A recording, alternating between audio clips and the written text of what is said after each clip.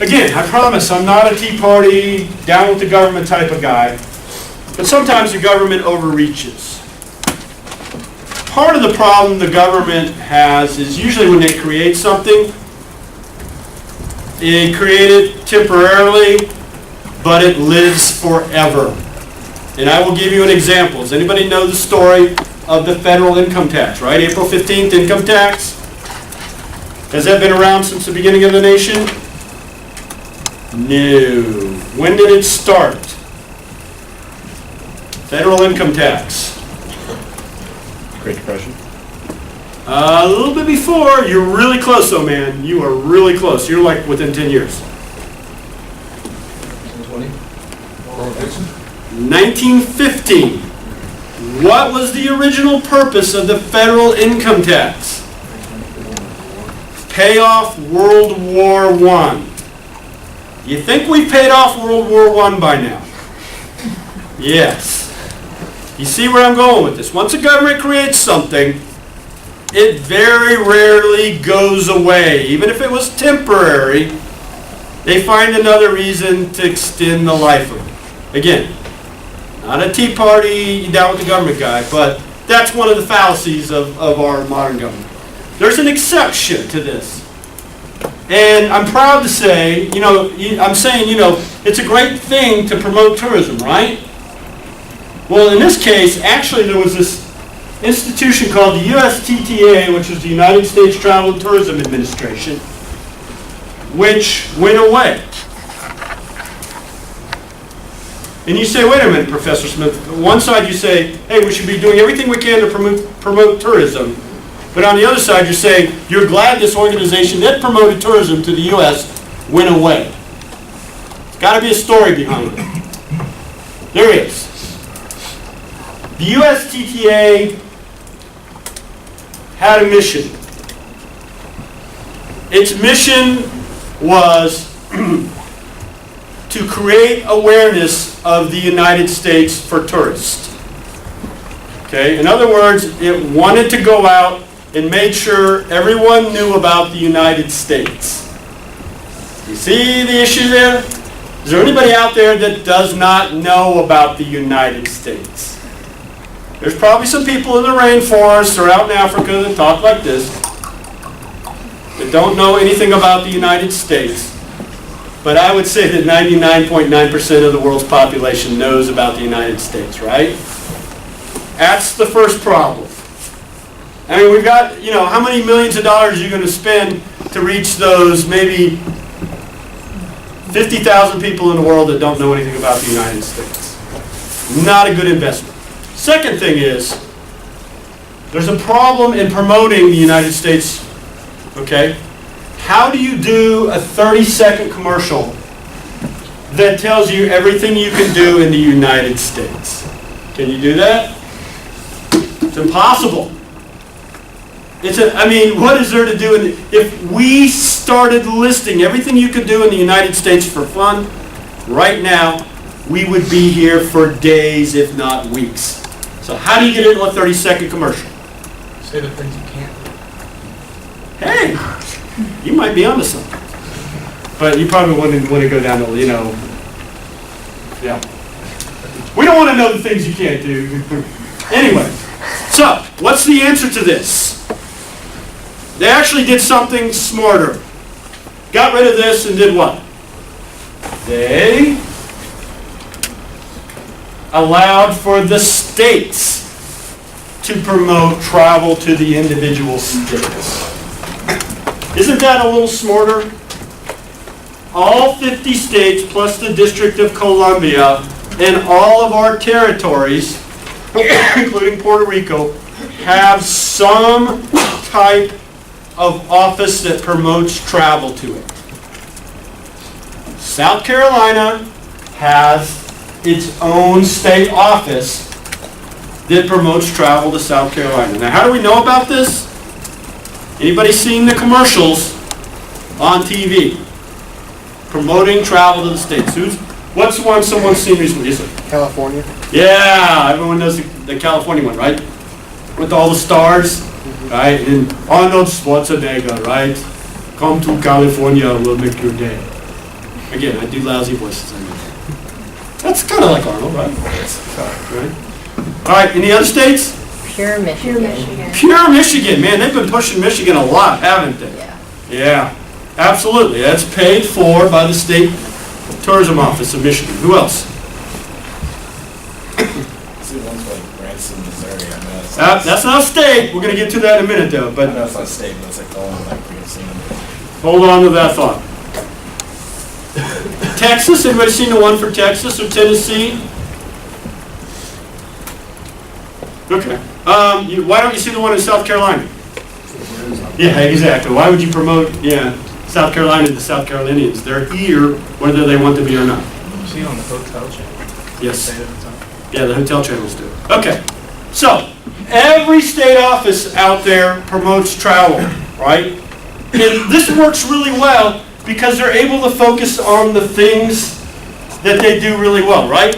Utah, ski Utah. Doesn't make sense to say ski Florida, does it?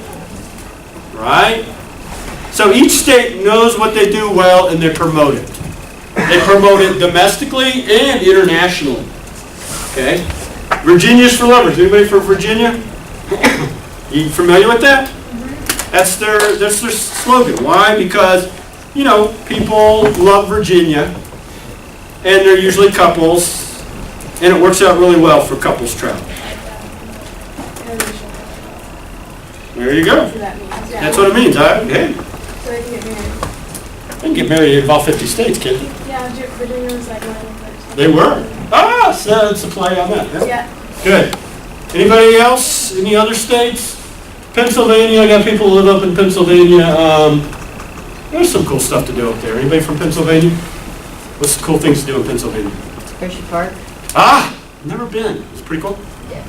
I'm going to go one of these days. Sweetest place on earth. It is. The whole town smells like chocolate. It kind of does. Yeah. Well, they don't make chocolate there anymore. They used to. They don't anymore. So. Okay. So states, right? So this works really well. It works so well that individual destinations began to do this. And now we go to Branson, right? Branson figured out, hey, and I lived in Missouri for a while, okay? We got to do our own commercials because people, Missouri, the state of Missouri, too generic. We got to promote Branson. Okay, so all the local destinations. I came from a destination, Orlando, Florida, which probably has the best convention and visitors bureau in the U.S., if not the world. They just promote Orlando all the time. Again, there's so many things you can do in Orlando, it's hard to get it all in a 30-second commercial. Okay?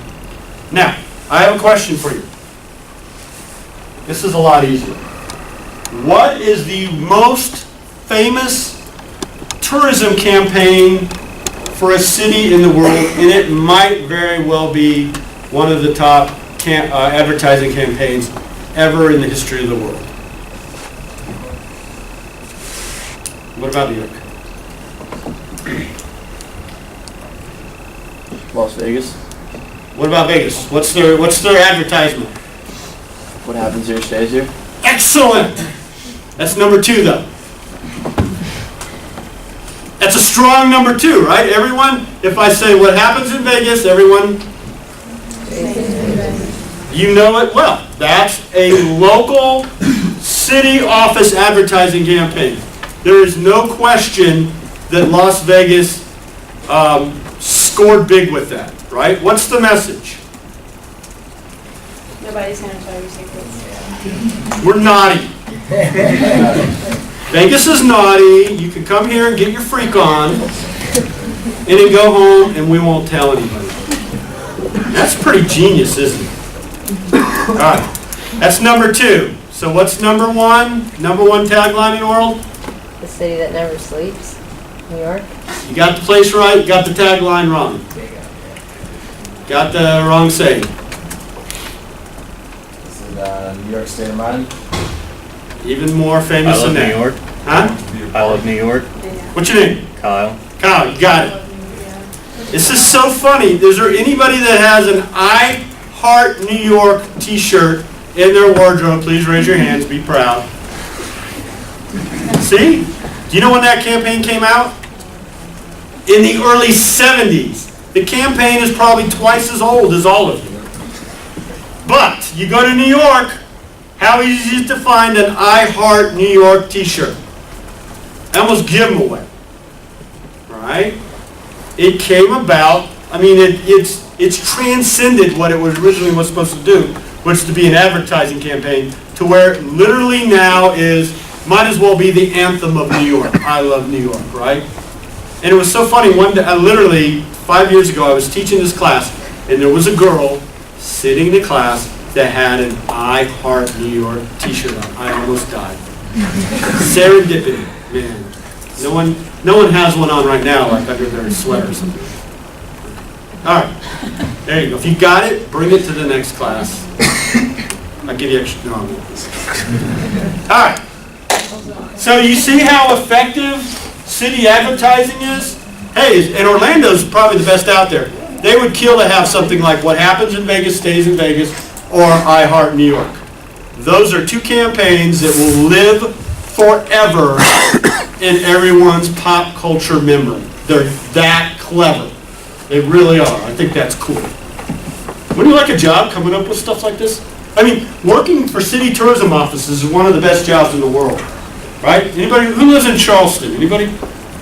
Do you love Charleston? It's amazing. I'll never leave. How would you love to have a job that all you did was sell Charleston? Yeah, it'd be Wouldn't that be the coolest job in the world?